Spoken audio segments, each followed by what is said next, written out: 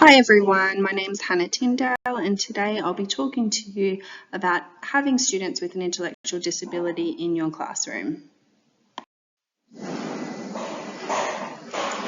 Today we are talking about having students in your classroom with an intellectual disability in a primary setting. In Australia, there are 460,000 people with an intellectual disability, according to Inclusion Australia.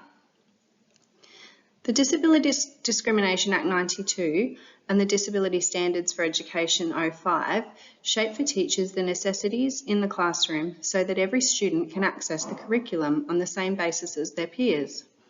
This can include reasonable adjustments and teaching strategies personalised to their needs. In other words, every student needs to be able to access the curriculum no matter their disability. When it comes to looking at what is an intellectual disability, there are so many different types and varying degrees of severity. It's usually diagnosed during childhood, having lifelong effects on a person's development. It's defined as a significantly reduced ability to understand new or complex information, learn new skills, and to cope independently, including social function. An intellectual disability, or sometimes known as an ID, is characterised by limitations in intellectual functioning and adaptive behaviour. Approximately 75% of people with an intellectual disability are only mildly affected, with 25% moderately, severely, or profoundly affected. There are many ways that you can support students with an intellectual disability within your classroom. Some of these include not having time constraints for assessment or important tasks, having a consistent routine, having their full attention before trying to communicate with them, being very clear and specific, so chunking instruction into smaller steps, for example, use visual cues or instructions, allow more group work instead of more independent work, and teach or demonstrate specific skills where necessary. One really good evidence-based strategy that you can use within your classroom is having a consistent and clear daily routine.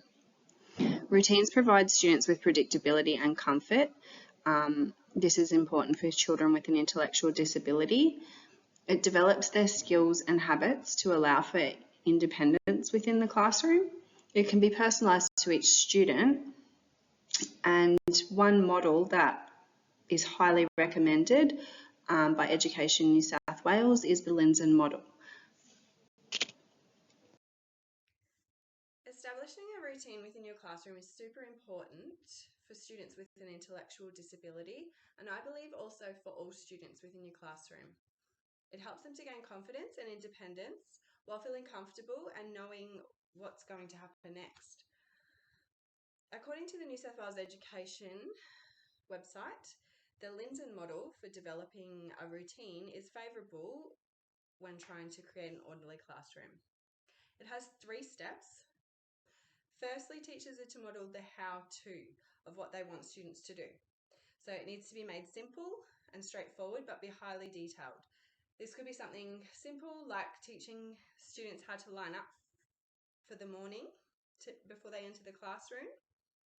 So the teacher would physically show students how they would like it done.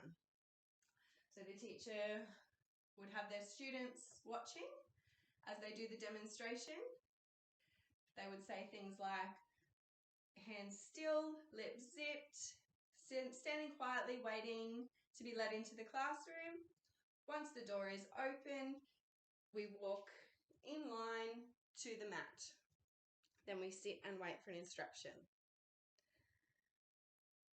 The second step of the Lindsay model is to show the students what not to do, or how not to do the required activity. We can have a bit of fun here with the students because it will make it more memorable for them, and they will know what not to do then. We can exaggerate poor behaviour and show them what's not acceptable. So the teacher would then again have their students watching. They could be standing in line, they could be slouching, they could be chatting to their mates, calling out to their friends, and then turning around, not standing in line and not following when the class moves. So again, you can have a bit of fun, and depending on what routine you're trying to instill. But for that one, that could be something as simple as that. Thirdly, the third step is to simply start the routine as soon as possible at the next opportunity. Make it a regular part of your school day. This will give students a sense of accomplishment and success when they get to complete the routine regularly. For students with an intellectual disability, Lyndon's model for developing a routine is wonderful because it has the demonstration part of it to show students exactly what you want them to do and exactly what you don't want them to do. This will reinforce the desired behaviour. For primary school age children in particular, this helps set students up for success, for just to be independent throughout their school year.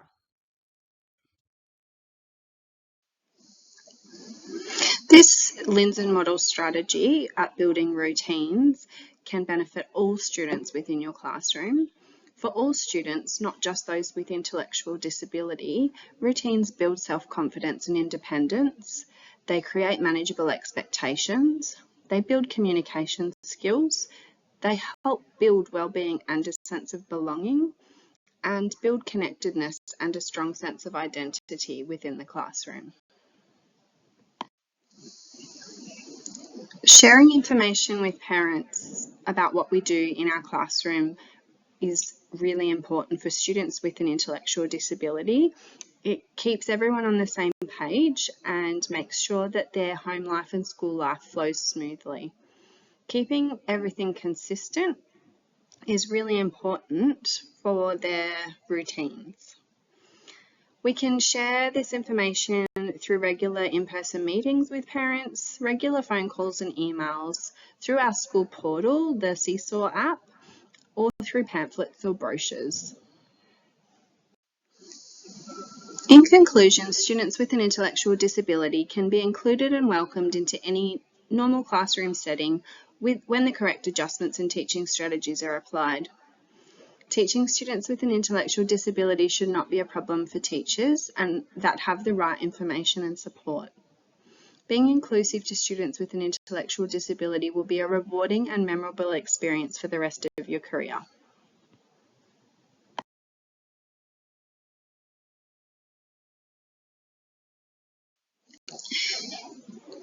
Finally, if you have any questions regarding this presentation, please feel free to email me on the email link provided there. Thank you very much for your time.